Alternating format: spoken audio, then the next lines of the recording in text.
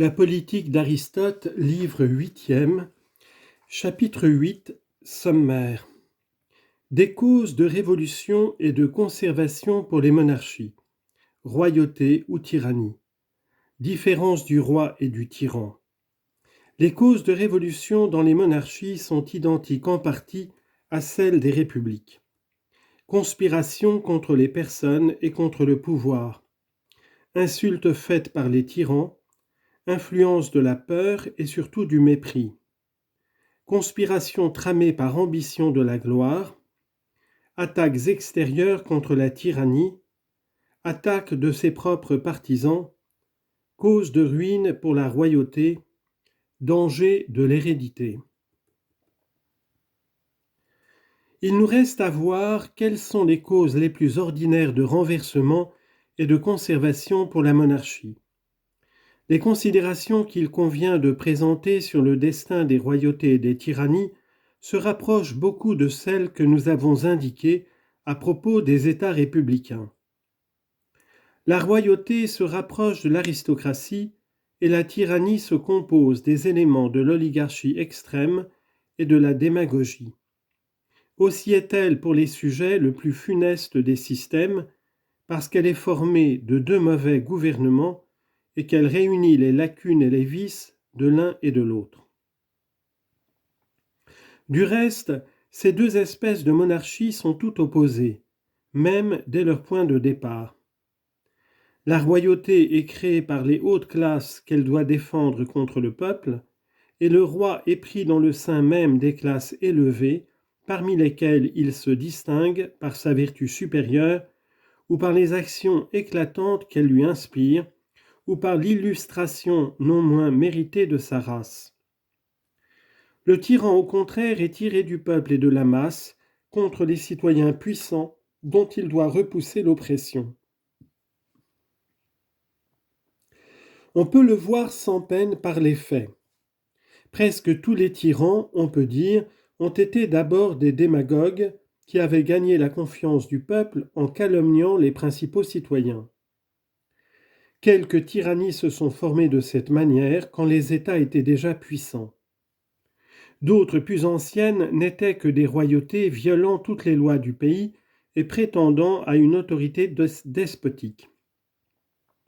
D'autres ont été fondées par des hommes parvenus en vertu d'une élection aux premières magistratures, parce que jadis le peuple donnait à longue échéance tous les grands emplois et toutes les fonctions publiques.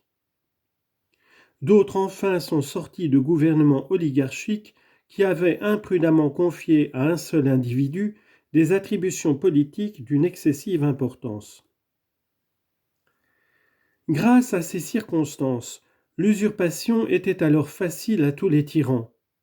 De fait, ils n'ont eu qu'à vouloir le devenir, parce qu'ils possédaient préalablement ou la puissance royale, ou celle qu'assure une haute considération, témoins Phidon d'Argos et tous les autres tyrans qui débutèrent par être rois.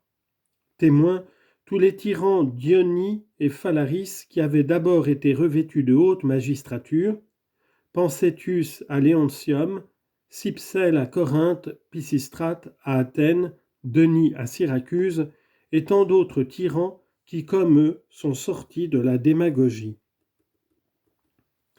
La royauté, je le répète, se classe auprès de l'aristocratie en ce qu'elle est, comme elle, le prix de la considération personnelle, d'une vertu éminente, de la naissance, de grands services rendus ou de tous ces avantages réunis à la capacité. Tous ceux qui ont rendu d'éminents services à des cités, à des peuples, ou qui étaient assez forts pour en rendre, ont obtenu cette haute distinction. Les uns ayant par des victoires préservé le peuple de l'esclavage, comme Codrus, les autres lui ayant rendu la liberté, comme Cyrus, d'autres ayant fondé l'État lui-même, ou possédant le territoire, comme les rois des Spartiates, des Macédoniens et des Molosses. Le roi a pour mission spéciale de veiller à ce que ceux qui possèdent n'éprouvent aucun tort dans leur fortune et le peuple aucun outrage dans son honneur. Le tyran, au contraire, comme je l'ai dit plus d'une fois, n'a jamais eu en vue dans les affaires communes que son intérêt personnel. Le but du tyran, c'est la jouissance. Celui du roi, c'est la vertu. Aussi, en fait d'ambition, le tyran songe-t-il surtout à l'argent, le roi surtout à l'honneur. La garde d'un roi se compose de citoyens et celle d'un tyran d'étrangers. Il est du reste bien facile de voir que la tyrannie a tous les inconvénients de la démocratie et de l'oligarchie. Comme celle-ci, elle ne pense qu'à la richesse, qui nécessairement peut seule lui garantir et la fidélité des satellites et la jouissance du luxe. La tyrannie se défie aussi des masses et leur enlève le droit de posséder des armes. Nuire au peuple, éloigner les citoyens de la cité, les disperser, sont des manœuvres communes à l'oligarchie et à la tyrannie. À la démocratie, la tyrannie emprunte ce système de guerre continuelle contre les citoyens puissants. Cette lutte secrète et publique qui les détruit, ces bannissements qui les frappent sous prétexte qu'ils sont factieux et ennemis de l'autorité. Car elle n'ignore pas que c'est des rangs des hautes classes que sortiront contre elle des conspirations que les uns ourdissent dans l'intention de se saisir du pouvoir à leur profit, et les autres pour se soustraire à l'esclavage qui les opprime. Voilà ce que signifiait le conseil de Périandre à Thrasybule. Et ce nivellement des épis qui dépassaient les autres voulait dire qu'il fallait toujours se défaire des citoyens éminents. Tout ce que je viens de dire montre assez que les causes de révolution doivent être les mêmes à peu près dans les monarchies que dans les républiques. L'injustice, la peur, le mépris ont presque toujours déterminé les conspirations des sujets contre les monarques. L'injustice les a cependant causées moins souvent encore que l'insulte et parfois aussi les spoliations individuelles.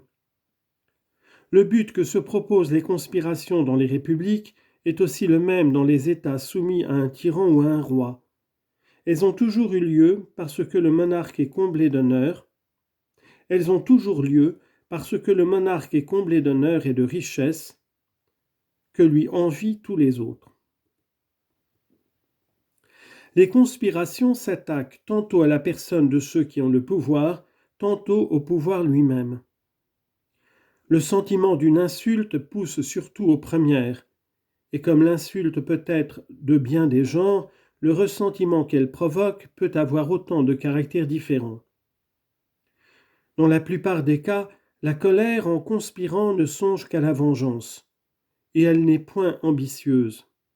Témoin le sort des Pisistratides, ils avaient déshonoré la sœur d'Harmodius. Harmodius conspira pour venger sa sœur. Aristogiton pour soutenir Harmodius. La conspiration tramée contre Périandre, tyran d'Ambracie, n'eut pas d'autre motif qu'une plaisanterie du tyran qui, dans une orgie, avait demandé à l'un de ses mignons s'il ne l'avait pas rendu maire. Pausanias tua Philippe parce que Philippe l'avait laissé insulter par les partisans d'Attale. Derdas conspira contre Amintas le Petit, qui s'était vanté d'avoir eu la fleur de sa jeunesse. L'eunuque tua Évagoras de Chypre, dont le fils l'avait outragé en lui enlevant sa femme.